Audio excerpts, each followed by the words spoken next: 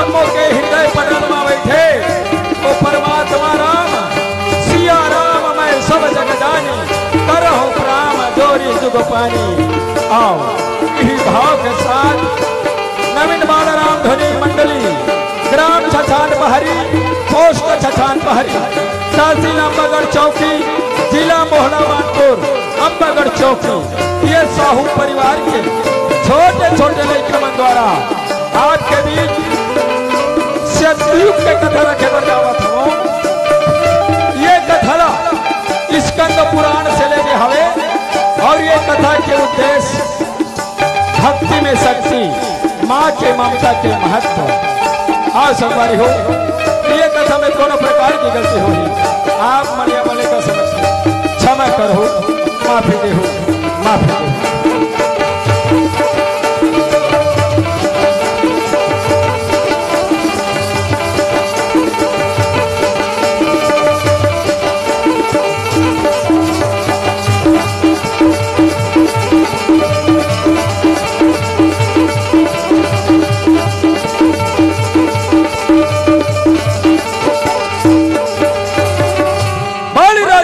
चंद्र की जय जय। श्री गुरु चरण सरोज हर निज मने मुखोर सुधा पर नहु रघुवर विमाल जसो जो दायके फल के बोधहीन तन जान के पवन कुमार बल बुद्धि विद्या देहो मोहि हरहु कलेश ही वक्रतुंड महाकाय महाकाय सूर्य कोटि संप्रभा निर्विघ्नं कुरु मे देवो सर्वकार्येषु सर्वदा। अब गाय हो गणपति जगवंदन बोले गजानन स्वामी की जय।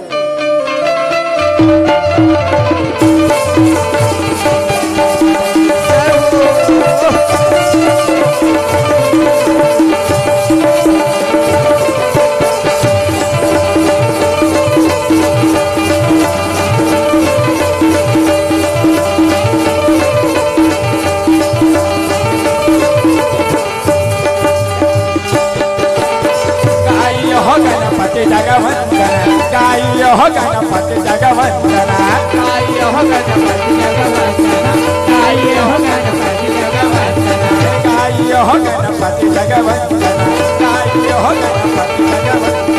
गाय हो गणपति जगवंदन गाय हो गणपति जगवंदन हो पति जगवंदन महाजगवंदन जगवंदन महाजगवंदन पति जगवंदन महाजगवंदन जगवंदन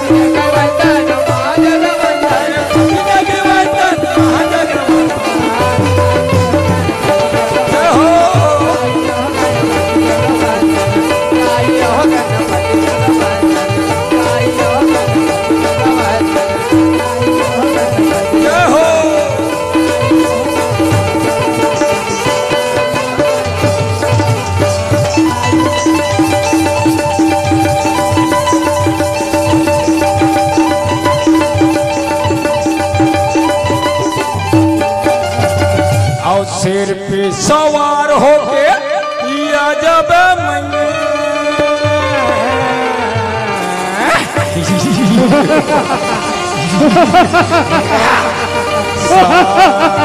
मांगल्ये मांगल्ये शिवे सर्वार्थ साधिके शरण्ये त्र्यंबके गौरी नारायणे नमस्तुते या देवी सर्वभूतेषु। अच्छा शक्ति रूपेण संसेता नमस्तस्यै नमस्तस्यै नमस्तस्यै नमो नमः।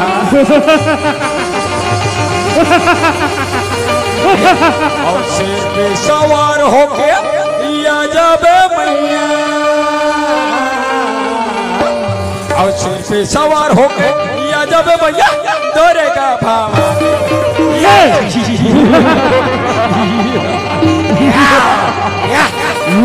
विनती हवे हमारे दाई और महिषासुर वाले डालो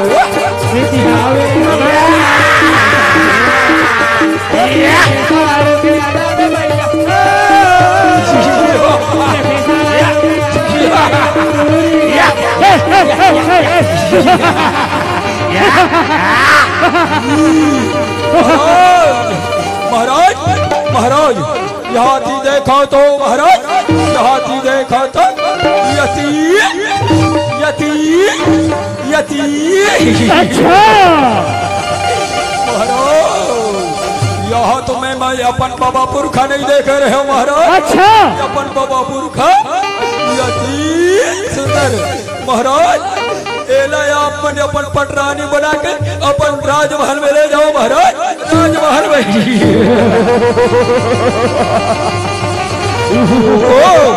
ओ सुंदरी तुझे ईश्वरन भूया शोभा नहीं देती।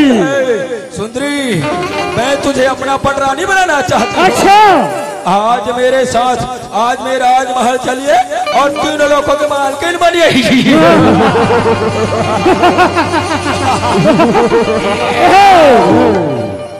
महिषासुर महिषासुर उस दिन को याद कर महिषासुर जिस दिन ब्रह्मदेव ने तुझे वरदान दिया था।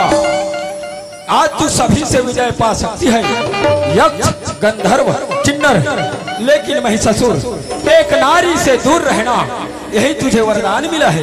महिषासुर आज भी समय है ईश्वरन भैया को छोड़कर पाताल चले जा।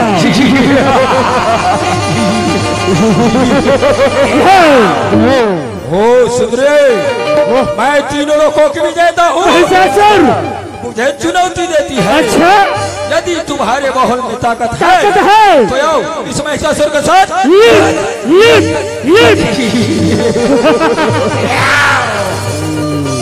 आगे आगे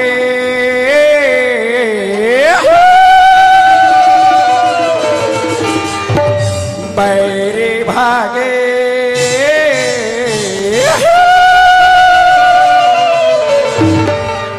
हेलो जे मन खाना खाए बर बचे हो महाप्रसाद दिले बर ओ मन जा सकते हो अविलंब और एकदम भगदड़ करके नहीं जाना है। जे मन बच गए हो ही निवेदन है। आगे आगे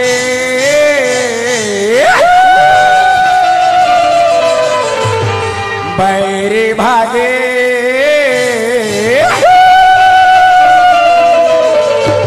आगे आगे बैरे भागे आगे आगे बैरे भागे खाली आता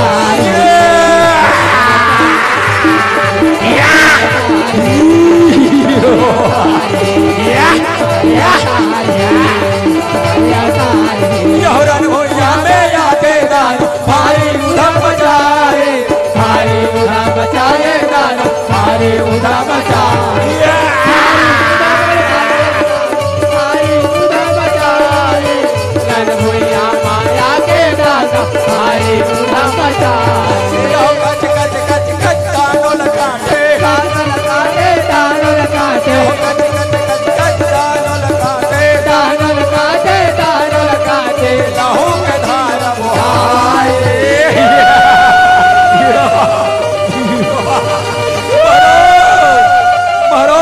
महाराज यहाँ थी देखा तो महाराज यहाँ थी देखा तो यहाँ थी कार कार बिरबिट कार। ओ सुंदरी इस महिषासुर के साथ अकेली युद्ध नहीं कर सकती। तो अपने साथ अपने बहनिया को बुला लेकिन नाम मेरा महिषासुर मेरा नाम सुरगर तीनों लोग त्राहिमाम करते हैं। मैं तुमसे डर कर भागने वाला नहीं।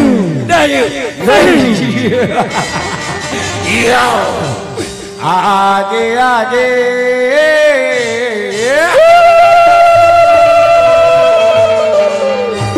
बैरे भागे,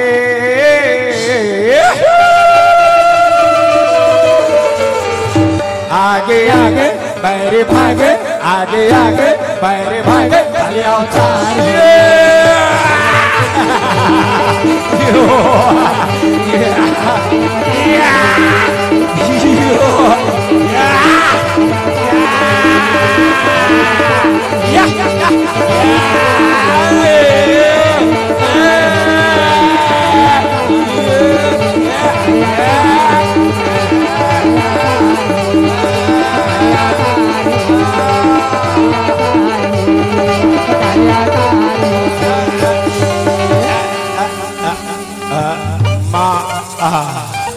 या देवी सर्वभूतेषु कालेरूपेण संस्थिता।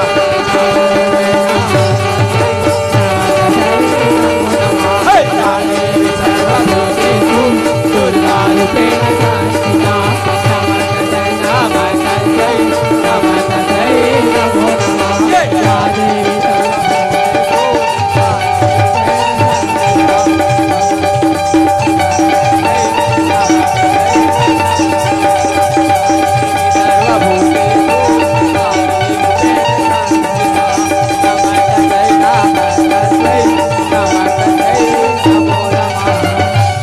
कैसे मनाओ दाई, कैसे मना दुर्गा काले, कैसे बोल सच्चा दरबार की। और कैसे मनाओ दाई, कैसे मनाओ कैसे मनाओ दाई, जय हो भैया।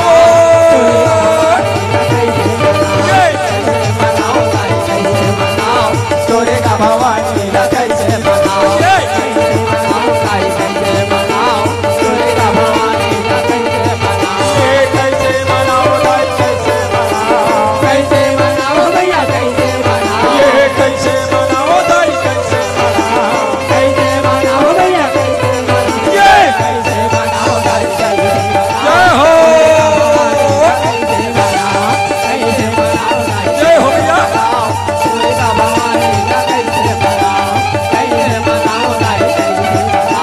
दुर्गा भवानी यदा यदा हि धर्मस्य ग्लानिर्भवति भारत, अभ्युत्थानम् अधर्मस्य तदात्मनं सृजाम्यहम्। जब जब होई धर्म के हानि, बढ़ई असुरी अधम अभिमान, तब तब धरे प्रभु विविध शरीरा, काटे रो हरे सब पीरा। बोल परम परमेश्वर की जय। हरि ओ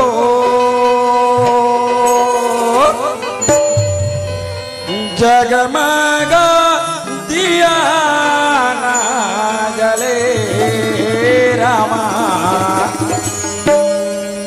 जगमगा दिया ना जले। हरि जगमगा दिया ना जले रामा, जगमगा दिया ना जले।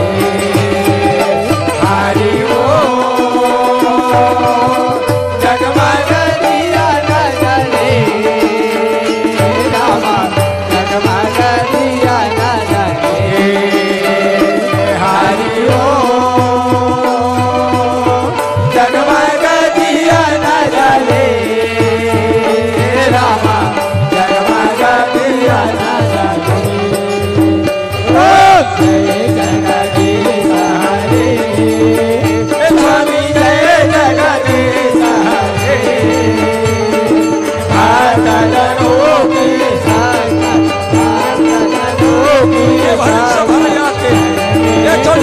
कमल के लाज न बताते। आज छोटे छोटे लड़के हमको हाथ मारा थे। आज तो महिमा के बाद खाला भाई नहीं कर सको।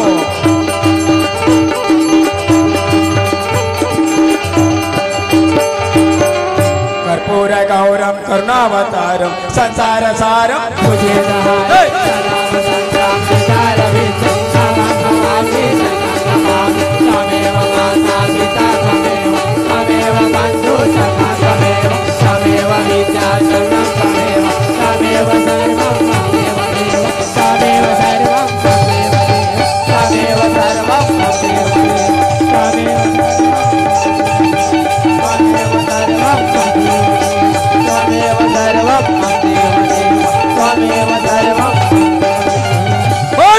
दरबार की जय, बोल शेरावाली मैया की जय।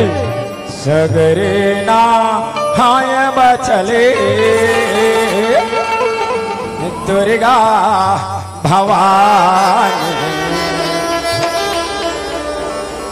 गंगा ना हाय बचले काली भवानी। जय हो दुर्गा। सगरे ना हाय बचले दुर्गा भवानी, गंगा ना हाय बचले काली भवानी। सगरे ना हाय बचले दुर्गा भवानी। जय हो मैया काली भवानी। सगरे ना हाय बचले दुर्गा भवानी, गंगा ना हाय बचले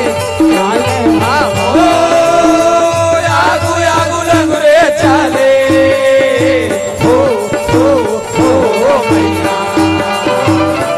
यागु यागु लंगरे चले बाजू दुर्गादाई। हे यागुरी ना हो मैया। ना हाय बचले काले भवानी, सगरे ना हाय बचले दुर्गा भवानी, गंगा ना हाय बचले काले भवानी। सगरे ना हाय बचले दुर्गा भवानी, गंगा ना हाय बचले काले भवानी। सगरे ना हाय बचले दुर्गा भवानी, गंगा ना हाय बचले काली भवानी। बोली सच्चे दरबार की जय। आज मेला ये भराए गजानन के दरबार।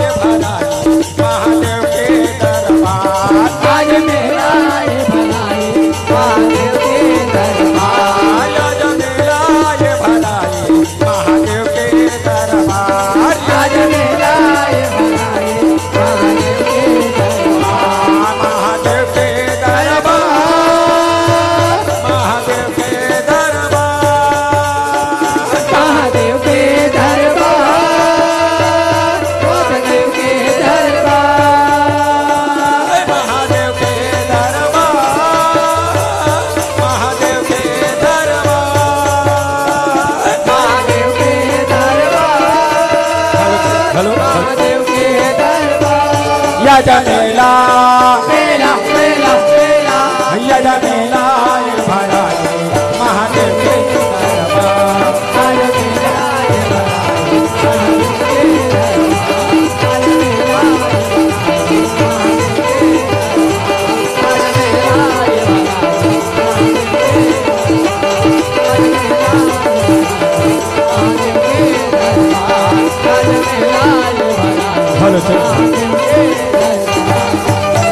अब ये शिव भोला की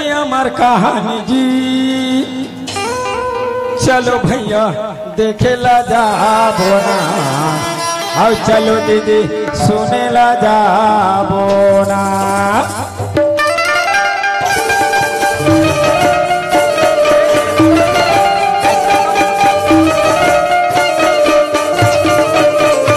hello hello hello Shri Radhe Shri Radhe.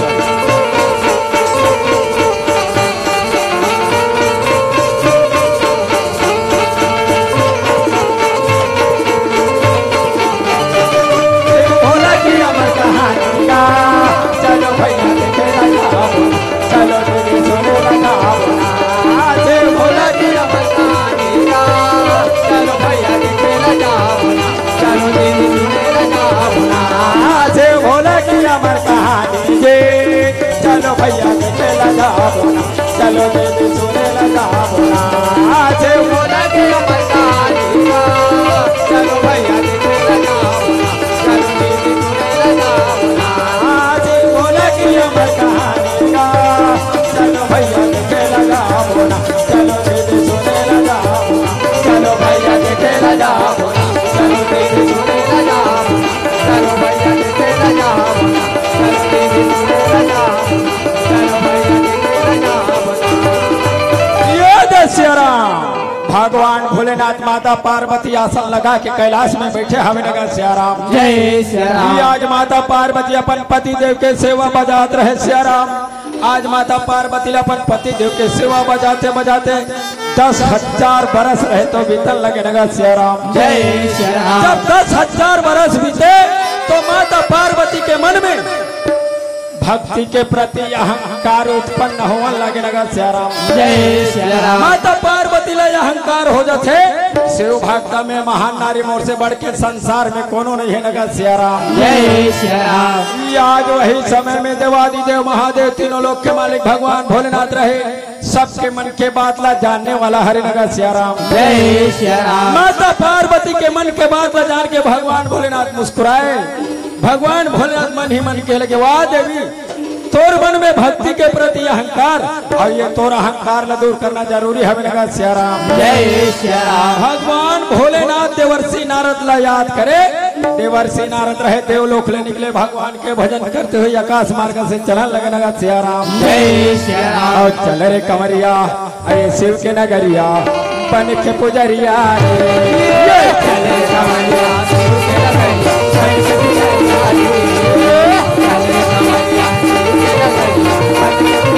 चले कमरिया शिव के नगरिया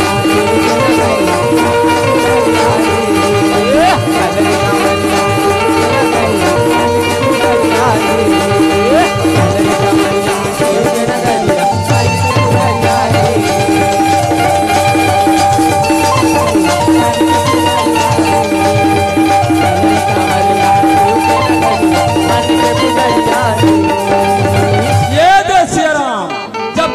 निकल के देवर्षि नारद चले आकाश मार्ग से तो याद देवर्षि नारद के नजर कांति नगर नाम के एक शहर रहे नगर सियाराम जय सियाराम। और वो कांति नगर शहर में आज राजा सियाल रहे तो सुंदर राज चले। राजा सियाल के रानी के नाम चांगुना रहे नगर सियाराम जय सियाराम। रानी चांगुना राजा सियाल भगवान भोलेनाथ ला अपन इष्ट देव मान के भक्ति करन लगे नगर सियाराम जय सियाराम। रानी चांगुना राजा सियाल ला भक्ति करते करते आज 12 बरस रहे तो बीतन लगे नगर सियाराम जय सियाराम। आज वही कांति नगर में देवर्षि नारद के नजर पड़े। धन्य है देवी धन्य है राजन मैं तोर भक्ति के प्रचार ला कैलाश में जाके भगवान भोलेनाथ माता पार्वती ला सुना दे तो नगर सियाराम जय सियाराम। या देवर्षि नारद रहे आकाश मार्ग से भगवान के भजन करते हुए आज कैलाश चलन लगे नगर सियाराम जय सियाराम। और भजले न शिव नाम ला भजले न शिव नाम ला हे भजले न शिव नाम ला भजले न शिव नाम ला भजले न शिव नाम ला भजले न हरि नाम ला भजले न शिव नाम ला भजले न हरि नाम ला भजले न शिव नाम ला भजले न हरि नाम ला भजले न शिव नाम ला भजले न हरि नाम ला भजले न शिव नाम ला भजले न हरि नाम ला भजले न शिव नाम ला भजले न हरि नाम ला।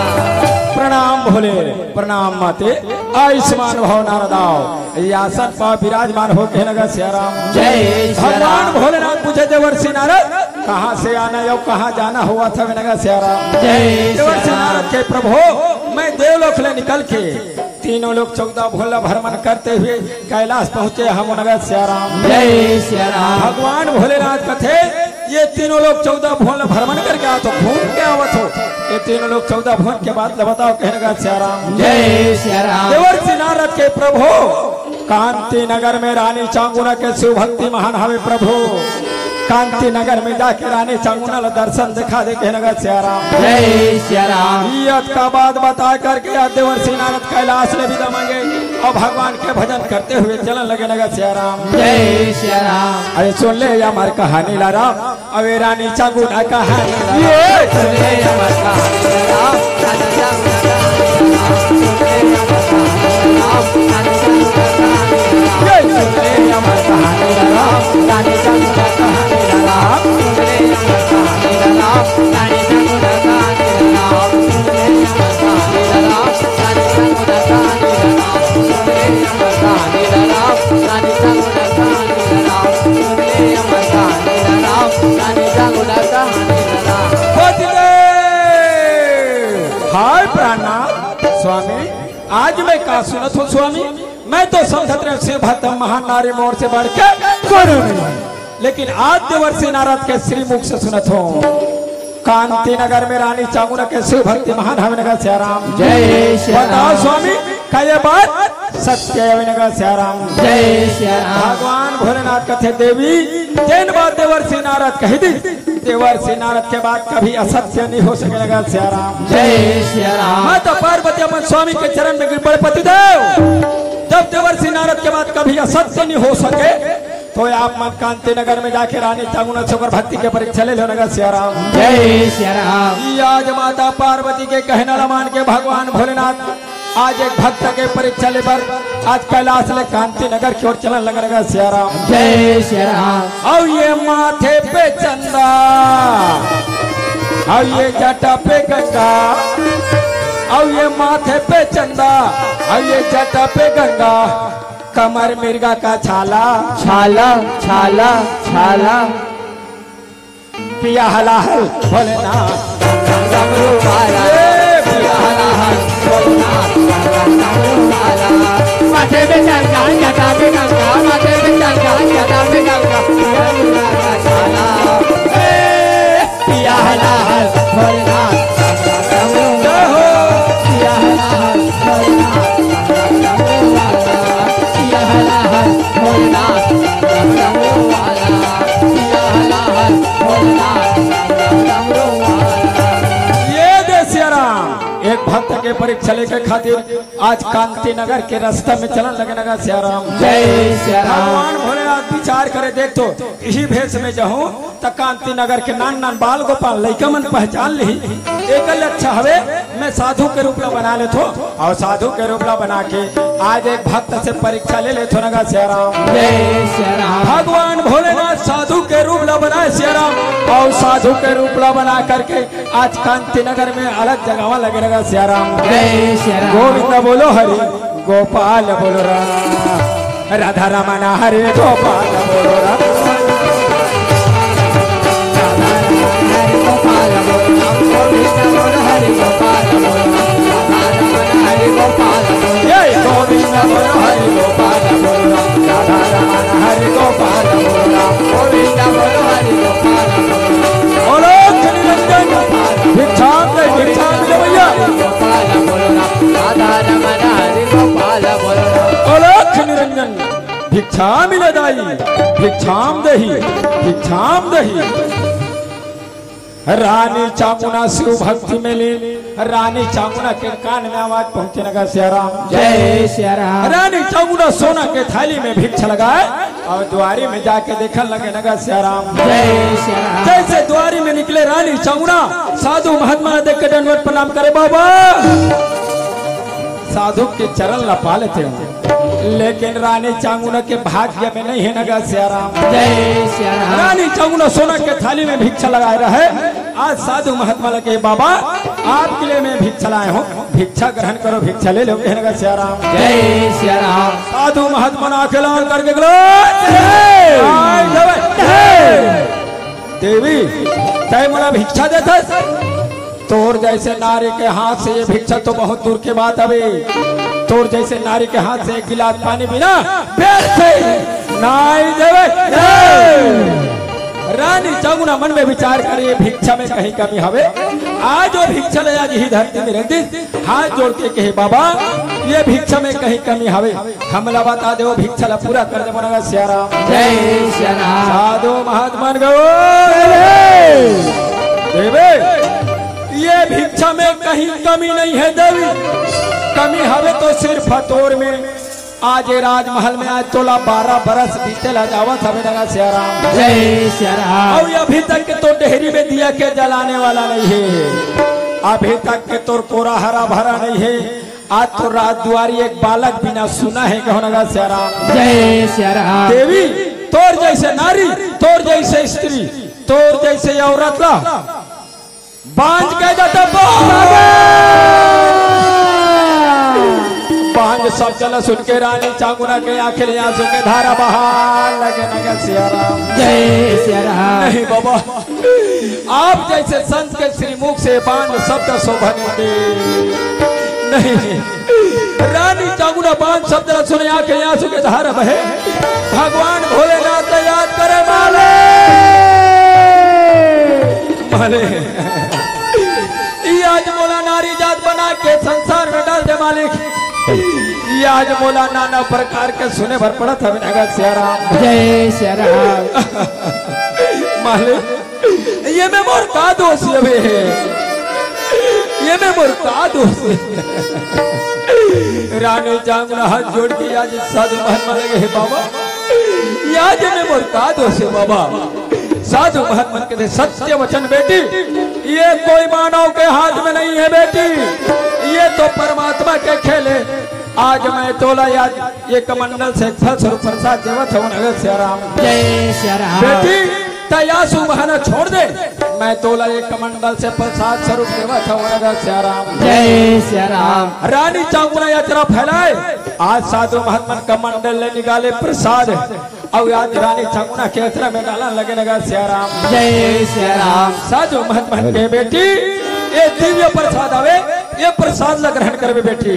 12 बरस के तपस्या तोर पूरा हो जाए लगा सियाराम जय सिया राम। बेटी एक लोटा जल और पूरा समस्या के हल कहो लगा सियाराम जय सिया राम। आज साधु महात्मा समझाए लगे बेटी बोल बम का नारा है, बाबा एक सहारा है। बोल बम का नारा है, बाबा एक सहारा है। बेटी ध्यान रहे।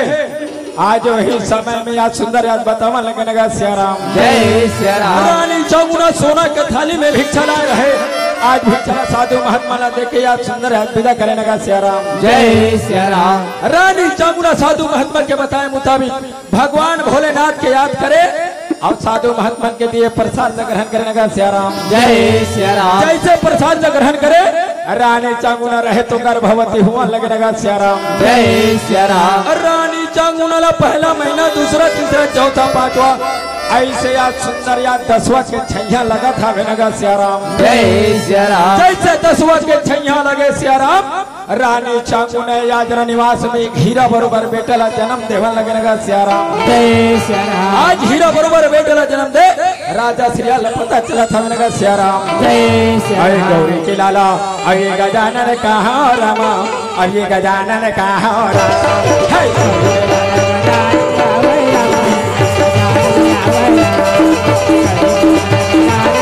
आज रानी चामुंडा अपन गर्भ से एक हीरा बरोबर बेटा ला जन्म दे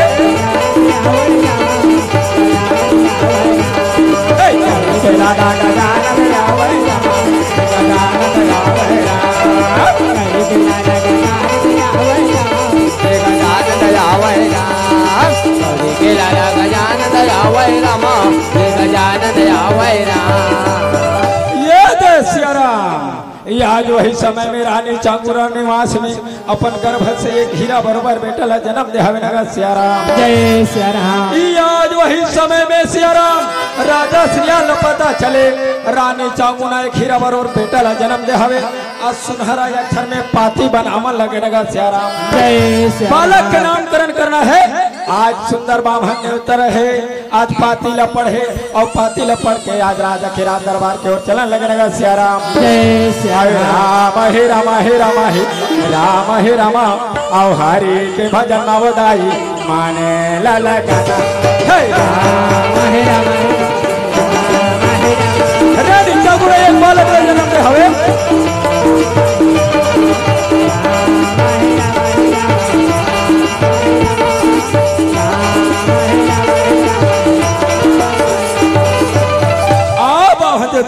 जाके चरण में गिरे लगे। आज वही समय में बड़े आदर के साथ राजमहल में बामन देवता लगे ठहरन लगे नगा सियाराम। जय सियाराम। राजा श्रीवाल रनिवास में जाते रानी चांगुना लगते देवी देवी आज हमारे हीरा बरोबर बेटा के नामकरण करे के खातिर बामन देवता राजद्वारी में पधारे हमें लगा सियाराम। जय सियाराम। रानी चांगुना अपन स्वामी के आज गोदी में बालक लटारे।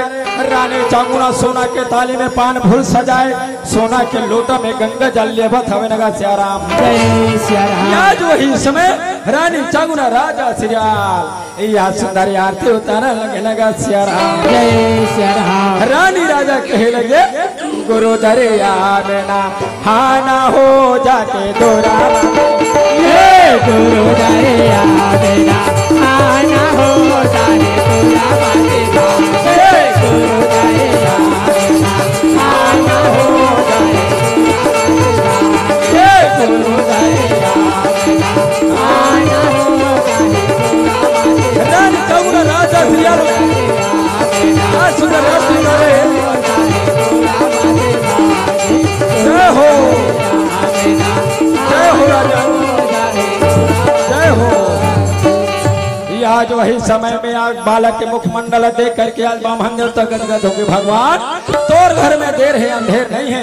12 वर्ष के बाद में तोर घर में फूल फूल है राजन। आज मैं पोथी पुराण देख के बालक के नाम रखा था उनका सियाराम। जय सियाराम। बामन देवता पोथी पुराण और पोथी पुराण देख के बाँचे लगे पढ़े लगे। आज बालक के नाम देख के रानी चांगुना राजा श्रियाल कहन लगे नगा सियाराम। जय सियाराम। धन्य है देवी धन्य है राजन। आज ये बालक के नाम चिल्लिया रही नगा सियाराम। जय सियाराम। चिल्लिया नाम ल सुने रानी चांगुना राजा श्रियाल गदगद हो गए। आज बामन देवता मुँह मांगा दान देवा लगे नगा सियाराम। जय सियाराम। मुँह मांगा दान ला पाए बामन देवता राजा के राज दरबार से चलन लगे नगा सियाराम। जय सियाराम। 12 वर्ष के बाद में हीरा बरोबर बेटा पाए हवे। रानी चांगुना राजा श्रियाल रहे। आज बालक में सुंदर गोदे में झुलावन लगे नगा सियाराम। जय सियाराम। रानी राजा नगर के नर नारी रहे। सुंदर आज जन्मदिन आज मंगल सोहर गावा लगे लगा सियाराम। जय सियाराम। जोगा जोगा जिए तोरे लाहे माता न गोपाल है हो मैया तोरे घर बेटे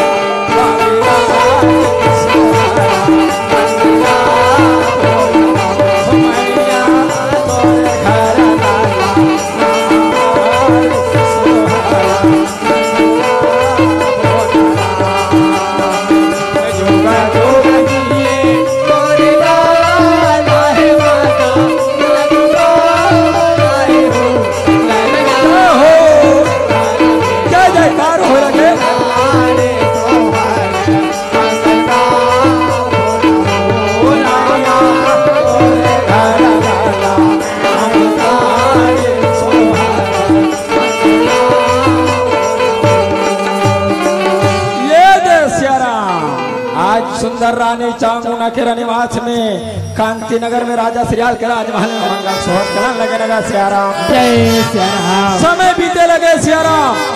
सबके लड़का याठे पाठे बढ़े। बालक चिल्ल्या वरदानी पुत्र अबे दिन दुगुनी और रात चौगुने बढ़न लगे लगा सियाराम। जय सियाराम। आज बालक चिल्ल्या आज कांति नगर की ही लड़का मनसन में खेले। रानी राजा देख के बड़ा गदगद होने लगे नगा सियाराम। जय सियाराम। आज नगर के नर नारी रहे बालक चिल्ल्या खिलाए लगे। आये तोर लाला रामा तोर लाला रामा तोर लाला।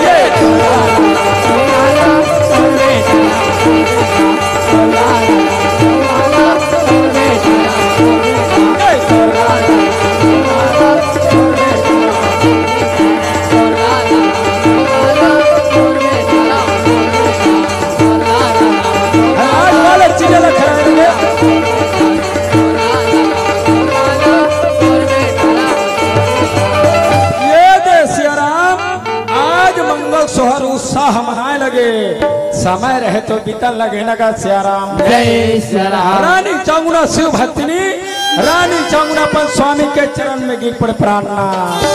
हे पतिदेव, देख तो जैन बाला का झुलना में रही, गोदी में रही, आज लइका मनसन में खेला था वे स्वामी। जब ले हमार बेटा जन्म धरे हवे, बेटा के माया में आके हम फंस गए, बेटा के माया में आके लपटा गए। चलो ना हमारे इष्ट देव भगवान भोलेनाथ के ध्यान कर लेते नगा सियाराम। जय सियाराम। रानी चामुंडा राजा सिलाल बालक खिलिया भगवान भोलेनाथ के सुंदर याद भक्ति करन लगे नगा सियाराम। जय सियाराम। रानी चामुंडा के लगे पतिदेव, आज ये मानव तन मिले हवे, ना जाने कते दिन तन दिही, देकर कोनो ठिकाना नहीं है नगा सियाराम। जय सियाराम। ये शरीर है पिंजरा के समान हवे स्वामी, ना जाने ये पिंजरा रूपी शरीर ले ओ मैना कब उड़ा जही तगर कोनो ठिकाना नहीं है नगा सियाराम। जय सियाराम। रानी चामुंडा राजा सियाल बालक चिल्ले रहे, भगवान भोलेनाथ के सुंदर ध्यान करे नगा सियाराम। जय सियाराम। पिंजरा के मैना रे, पिंजरा के सुअना रे, शिवना में के रटन लगा,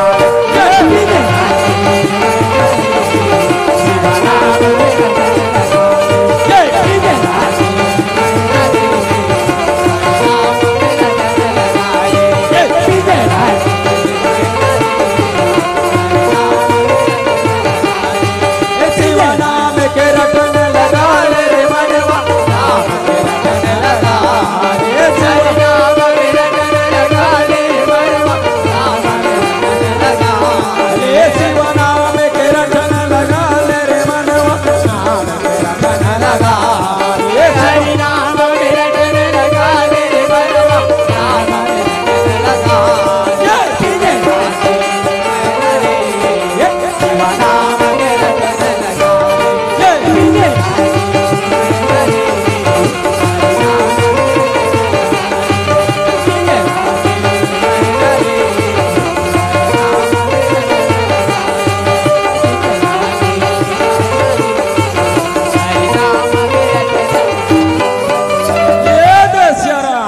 वही समय देवलोक ले निकले, आज देवर्षि नारद आकाश मार्ग से चलन लगे नगा सियाराम। जैसे आकाश मार्ग से देवर्षि नारद चले, देवर्षि नारद के नजर कांति नगर में पड़े। ओ धन्य है देवी, धन्य है राजा, आज ही कांति नगर में मैं पहली बार देख रहा हूँ, तो इनकर भक्ति दुगुना रही, लेकिन आज मैं देखूं इनकर भक्ति तिगुना हो गए नगा सियाराम। जय सियाराम। चलो मैं तुम्हारे भक्ति के प्रचार ला कैलाश में जाके भगवान भोलेनाथ और माता पार्वती ला सुना दे नगा सियाराम। जय सियाराम। या देवर्षि नारद आकाश मार्ग से भगवान के भजन करते हुए चलन लगे कहो नगा सियाराम। जय सियाराम। अब ओम नमः शिवाय हो रामा, अब ओम नमः शिवाय हो, ओम नमः शिवाय हो,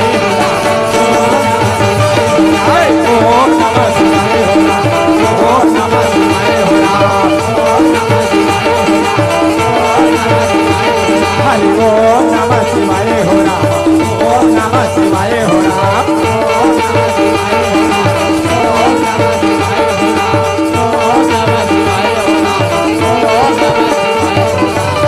प्रणाम भोले, प्रणाम माते आयुष्मान भव नारद, आओ कैलाश में स्वागत है, विराजमान हो बैठो कहे नगा सियाराम। जय सियाराम। माता पार्वती देवर्षि नारद ला पूछे लगे, देवर्षि नारद आप मन कहाँ से आवत हो, कहाँ जावत हो नगा सियाराम। जय सियाराम। देवर्षि नारद कहे लगे, माते मैं देवलोक ले निकल के तीनों लोग 14 भूला भ्रमण करते हुए कैलाश आए हूँ नगा सियाराम। जय सियाराम।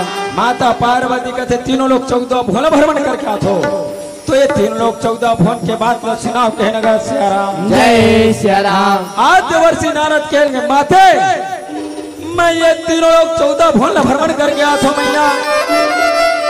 कांति नगर में रानी चांगुना के शिव भक्ति महान हवे नगर सियाराम। जय सियाराम। रानी चांगुना जैसे शिव भक्ति करने वाला नारी संसार में कोनो नहीं नगर सियाराम। जय सियाराम। यद का बात ला बताए और भगवान भोलेनाथ के जय जयकार करते हुए देवर्षि नारद कैलाश ले अंतर ध्यान होने लगे नगर सियाराम। जय सियाराम। जप हर हर हर हर भोला गुरु महादेव।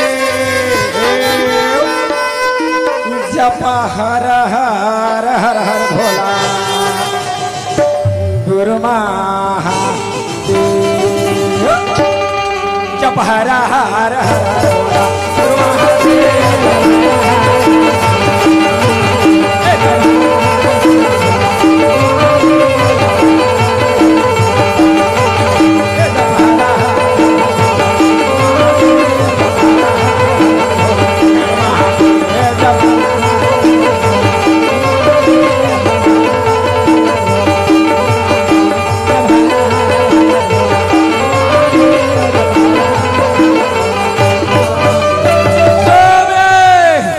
पतिदेव हे प्राणनाथ, आज मैं का सुनत हूँ स्वामी। मैं तो समझते हैं शिव भक्त महान नारी मोर से बढ़ के कोनो नहीं नगर सियाराम। जय सियाराम। लेकिन आज भी वो देवर्षि नारद के श्री मुख में बसे हवे कांति नगर में रानी चांगुरा के नाम है नगर सियाराम। जय सियाराम। बताओ स्वामी का ये बात सत्य है नगर सियाराम। जय सियाराम। भगवान भोलेनाथ कथे देवी जेल बात देवर्षि नारद कह दी। देवर्षि नारद के बाद कभी झूठा नहीं हो सकेगा सियाराम। जय सियाराम। माता पार्वती अपन स्वामी के चरण में गिर पड़े पतिदेव हे प्राणनाथ। जब देवर्षि नारद के बाद कभी झूठा नहीं हो सके तो आप मन कांति नगर में जाके रानी चांगुना से शिव भक्ति के परीक्षा ले लो नगर सियाराम। जय सियाराम। आज वही समय में आज माता पार्वती के कहना मान के भगवान भोलेनाथ रहे एक भक्त के परीक्षा लेके खातिर कैलाश ले कांति नगर चलन लगे नगर सियाराम। जय सियाराम। जैसे कांति नगर की ओर चले माता पार्वती दौड़ने लगे स्वामी। पतिदेव आप मन आज अकेला नहीं। भगवान भोलेनाथ कथे का हो गए वो गणेश के दाई आज मोर पाँव धरा था। कहा बात है मोला बता दे गहो नगर सियाराम। जय सियाराम। माता पार्वती कथे स्वामी आप मन अकेला नहीं माहौला तुहर साथ मिले चलो कहे नगर सियाराम। जय सियाराम। कैसनो तुहर परम भक्त आवे स्वामी महू अपन नजर से देखना चाहता हूँ नगर सियाराम। जय सियाराम। भगवान भोलेनाथ कहते ठीक है देवी जब अपन नजर से देखना चाहता हो तो तय मोर बाएं अंग में विराजमान हो जाएगा सियाराम। जय सियाराम। माता पार्वती ले अपन वाम अंग में विराजमान करे भगवान भोलेनाथ रहे अवघट के रूप धारण करे नगर सियाराम। जय सियाराम। अवघट के रूप धारण करे और कांति नगर में जाके अलग जगह मन लगे नगर सियाराम। जय गोविंद बोलो हरि गोपाल बोलो राम राधा रमन हरे गोपाल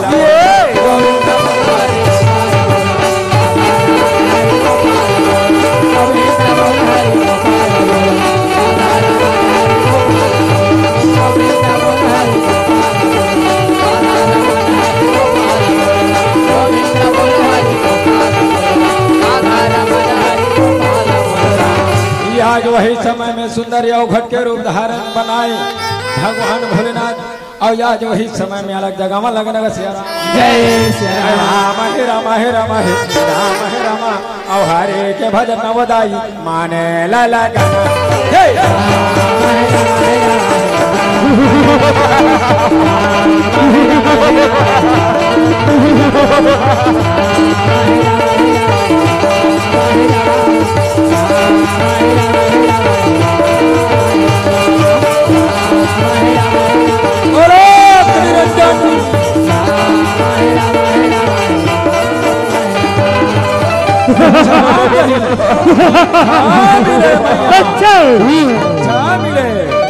रानी चांगुना के कान में आवाज पहुंचे। रानी चांगुना सोना के थाली में भिक्षा लगा करके आज रात द्वारे में देखने लगे लगा सियाराम। जय सियाराम। रात द्वारे में जाके देखे अवघट के चरण में गिरे लगे बाबा रानी चांगुना कहते कोई बात नहीं, मैं साधु संत के चरण नहीं पा सके हूँ। बाबा आपके लिए मैं भिक्षा ला हूँ, भिक्षा ग्रहण करोगे श्या राम। जय श्या राम। आज वही समय में भिक्षा के बाद जो सुने आंखें लाल करके लो देवे तय बोला भिक्षा देता देवी बोला भूख लगे तय बोला भोजन करा देवे, भोजन पाके तो रात द्वार से चले जाऊं कहने का श्या राम। जय श्या राम। याद रानी चांगुना अवघट के वाणी ने सुन के अवघट ल वचन दे बाबा आप ल में वचन दे थो भोजन करा के रात द्वार से विदा करो कहने का श्या राम। जय श्या राम। बाबा आप मन बहुत दूर से चल के आते हो, तनिक आराम करो विश्राम करो। अभी मेरा रसोई में जाके आपके लिए 38 साल 32 भोजन 56 प्रकार के व्यंजन 60 रस बना के लावा था उनका श्या राम। जय श्या राम। अवघट बाबा क्रोध हो गए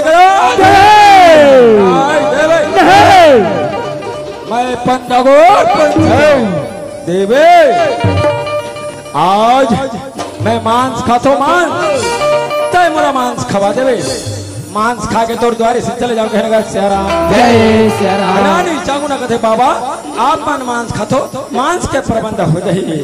रानी चांगुना मन में विचार करने का श्या राम। जय श्या राम। आज मैं कांति नगर रात के जंगल के पशु बना के मांस लगा के खवा के रात द्वारी से विदा करो नगा श्या राम। जय श्या राम। रानी चांगुना मन में विचार करे ये अवघट कौन से जानवर के मांस रखिला, ये आज रानी चांगुना मन में विचार करने का श्या राम। जय श्या राम। सांबर चीतल का मरवा अब हरिण के हर लो प्राण हारी हंस कबो मरवा श्री यो घर बाबा क्रोध हो गया बोलो जंगल के पशु प्राणी का मांस खाए खोते तो मैं जंगल में जाके खा लेते देवे मैं यह घोर पंथियों मनुष्य के मांस खाता हूँ तय मोला मनुष्य के मांस खवा देवे, मनुष्य के मांस खा के तुर द्वारी से चले जाओ कहने का श्या राम। जय श्या राम। आज ही समय रानी चांगुना कहते बाबा आप कौन आदमी के मांस रखो मांग ले वही आदमी के मांस रखवा के रात द्वारी से विदा करो कहने का श्या राम। जय श्या राम। यो खड़ बाबा मुस्कुराते हुए गिर दे देना दे देना दे देना वो दे देना दे देना दे देना वो तोर बेटा ला मांगो दान मैया वो मौला दे ये दे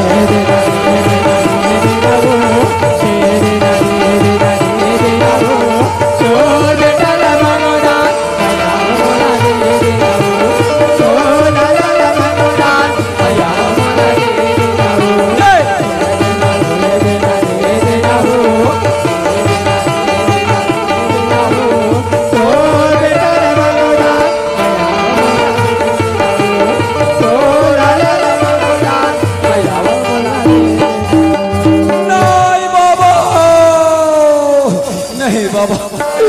आज बेटा के दान ला कैसे दे आज रानी चांगुना के आखिर आंसू के धारा बहा लगे लगा श्या राम। जय श्या राम। बाबा आज रानी चांगुना रनिवास में आंसू बहा नहीं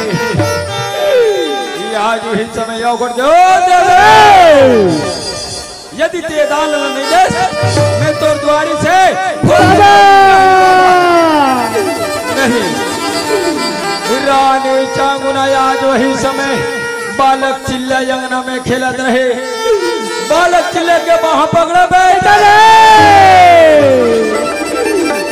आज बालक चिल्ले ला करके ये आज रसोई में पाटा में सुलावा लगे लगा श्या राम। जय श्या राम। हाथ में लिए तलवार रानी चांगुना आज बेटा चिल्ले के गला में तलवार चलाए भर जावा था मेरा का श्या राम। जय श्या राम। रानी चांगुना भगवान भोलेनाथ याद करने लगे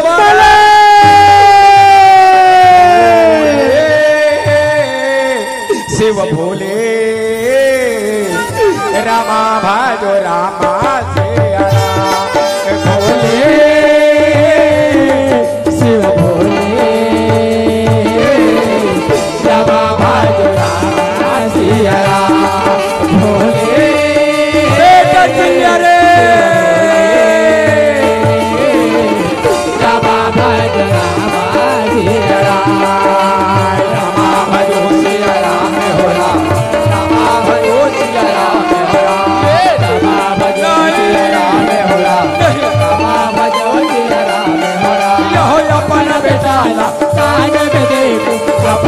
लाला कान में देखे काटरा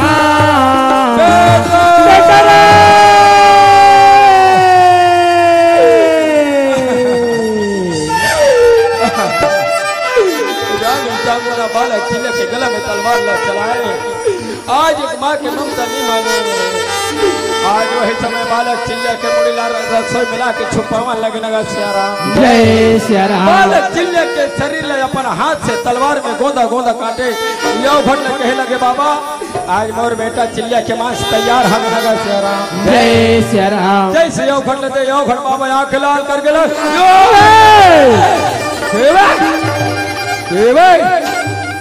खाते मांस देता या कचड़ा ला के देता तोर बेटा चिल्ले के मुड़ी के मांस ला कहा करे नगा सियाराम। जय सियाराम। रानी चामुना रसोई में जाके बालक चिल्ले के मुड़ी ला के देवा लगे नगा सियाराम। जय सियाराम। जैसे मुड़ी ला के दे आज वही समय यो भट के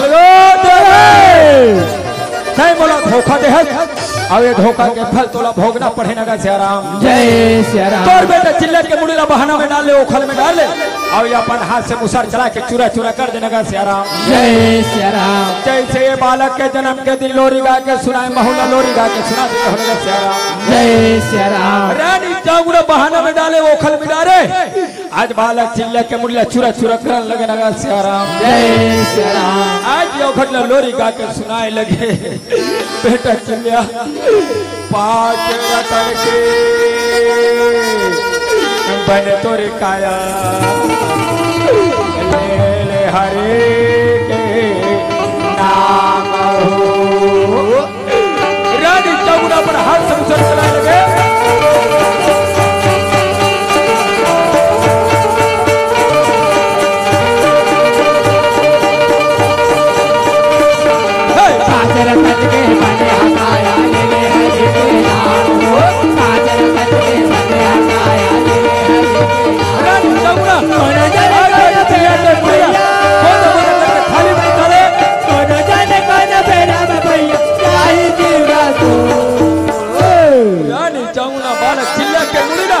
अपन हाथ से चूरा चूरा करे यह घटना ला के आज बेटा चिल्ले के मुड़ी के मांस देवा लगे नगा सियाराम। जय सियाराम। मोर बेटा चिल्ले के मुड़ी के मांस लाए हो एला ग्रहण करोगे नगा सियाराम। जय सियाराम। यो घट बाबा आंख लाल करके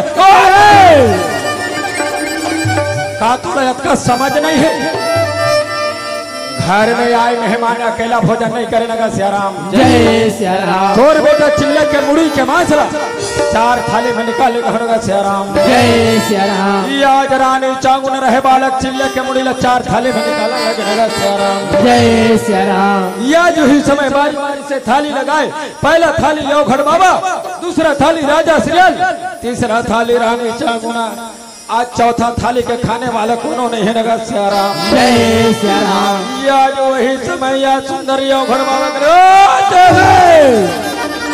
देवे तोरे आँखी में आंसू और आंसू भाई के कारण बता दे कहो नगा सियाराम। जय सियाराम। रानी चांगुना चौथा थाली के मांस धरे कहे लगे बाबा ये तीनों थाली के मांस ले ये तीनों धन खा ले वो बाबा लेकिन ये चौथा थाली के मांस जे में चाटी माछी कीड़ा बिलबिलावा था नगा सियाराम। जय सियाराम। मांस कौन ग्रहण करे कौन खाही हमला बता दे कहे नगा सियाराम। जय सियाराम। भड़ बाबा करो जिन बेटा लगता है गोंदा गोंदा करके थाली में निकाले क्या तोर बेटा ला बुला ले तोर बेटे ये चौथा थाली के मांस तोर बेटा खाई नगा सियाराम। जय सियाराम। रानी चामुना राजा सियाल घट के चरण में गिर पड़े बाबा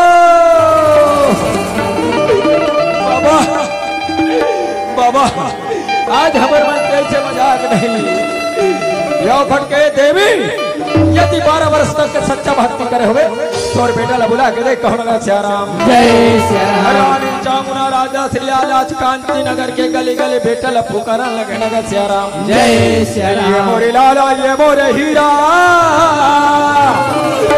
ये मोरे लाला ये मोरे हीरा तोला कहाँ देखा रे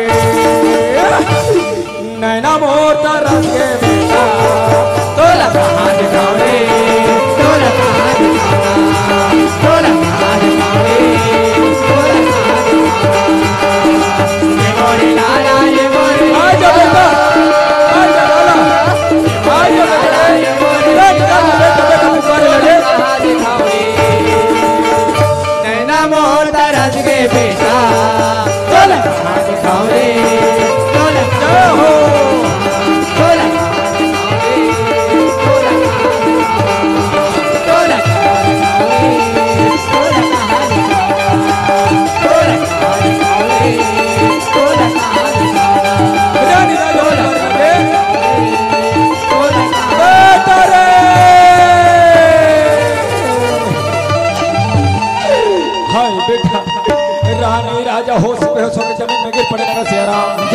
सियाराम आज बालक चिला दौड़ पड़े मावो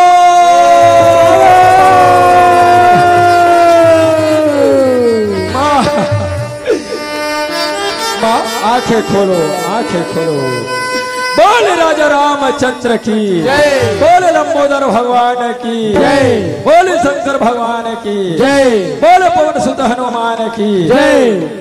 साहे बंदगी साहे साहे बंदगी साहे सरल सत को साहे बंदगी साहे